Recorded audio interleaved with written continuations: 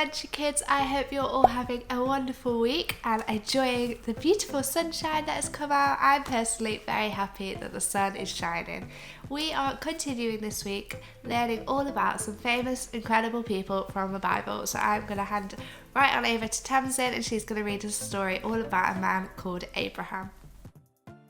Good morning, Adventure Kids. It's Tamsin here. I hope you are happy this morning and ready for a story. Are you ready? I'm going to read you the story about one of our heroes in the Bible called Abraham. Here we go. Grandfather Abraham. Long ago lived a man named Abraham. His family was very rich. Look, there's a picture of Abraham. They had sheep and goats and cattle and donkeys and camels. One day, God spoke to Abraham.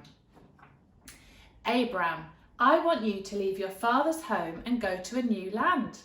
I have chosen you to be the great-great-great-grandfather of many people. You and your family will bring my blessing to the world. Abraham believed what God had said was true, so he set out with his wife Sarai and his family and his animals. They reached the land of Canaan. You can make your home here, says God. It was a good land, but Abraham had to find grass for his animals. There's not much grass there for them to eat, is it? So they had to keep moving on from place to place, and life was often hard. Sometimes it made them sad. I wonder if God is really true, thought Abraham. One dark night, God spoke to Abraham again. Look up at the stars in the sky. There are too many to count, said God. You will be the great-great-great-great-grandfather of many people, too many to count, just like those stars, far too many.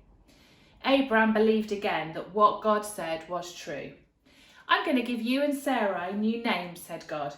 You will be now Abraham, the great-great-great-great-grandfather Abraham, and your wife will be called Sarah, great-great-great-grandmother Sarah. There, Abraham and Sarah looking happy that God had spoken to them.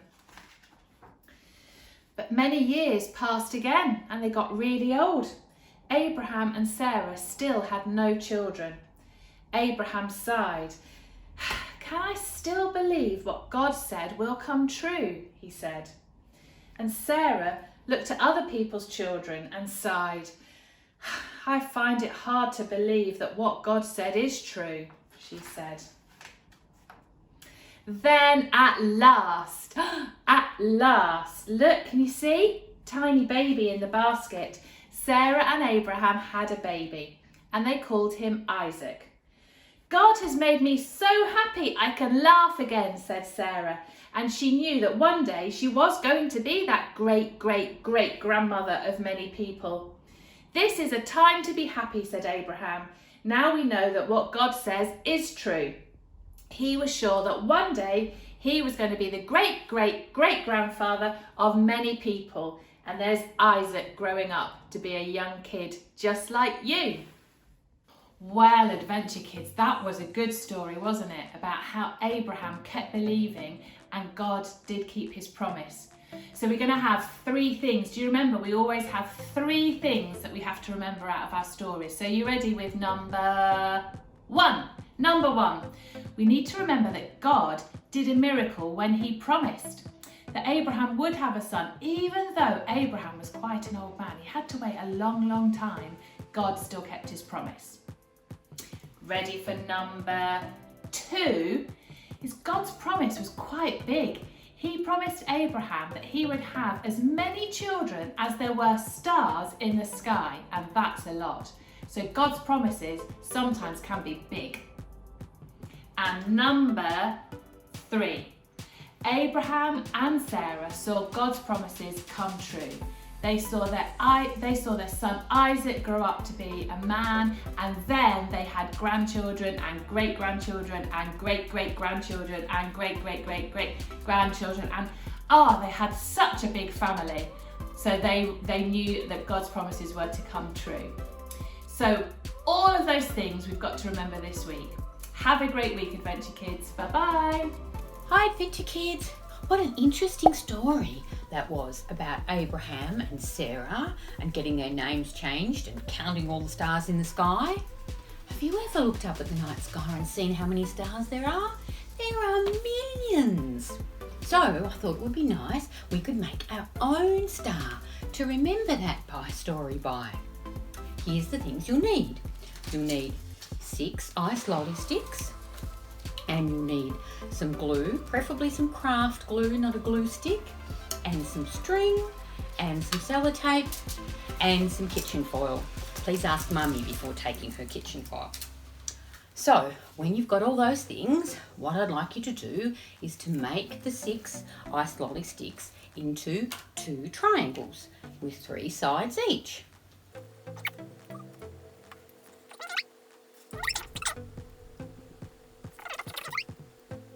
What I'd recommend is that you leave those triangles to dry before you do the next bit. So I've got some triangles that I've already prepared here. So here we have 2 dry triangles, and we're going to put them together to make a star. So we get the glue again. There we go, we have a star, and you might like to leave that to dry for a little bit too.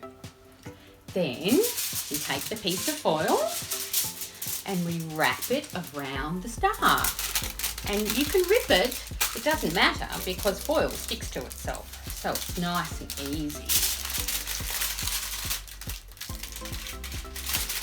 And you just cover it to make the shape that you really want.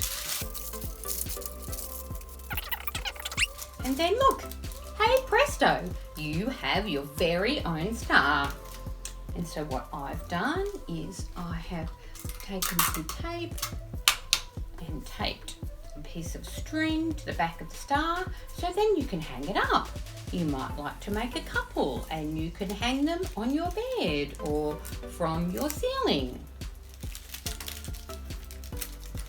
So there we go, you have your very own star. So I've now got 2. There we go. Well, I hope you've enjoyed that, boys and girls, and I'll see you next time. Bye. My God is so big, so strong and so mighty, there's nothing my God cannot do. My God is so big, so strong and so mighty, there's nothing my God cannot do.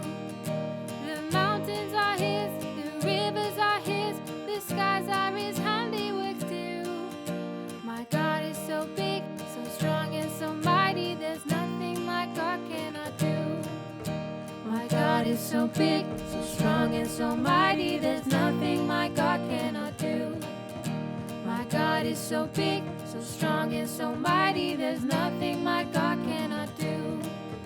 The mountains are His, the rivers are His, the skies are His handiwork too.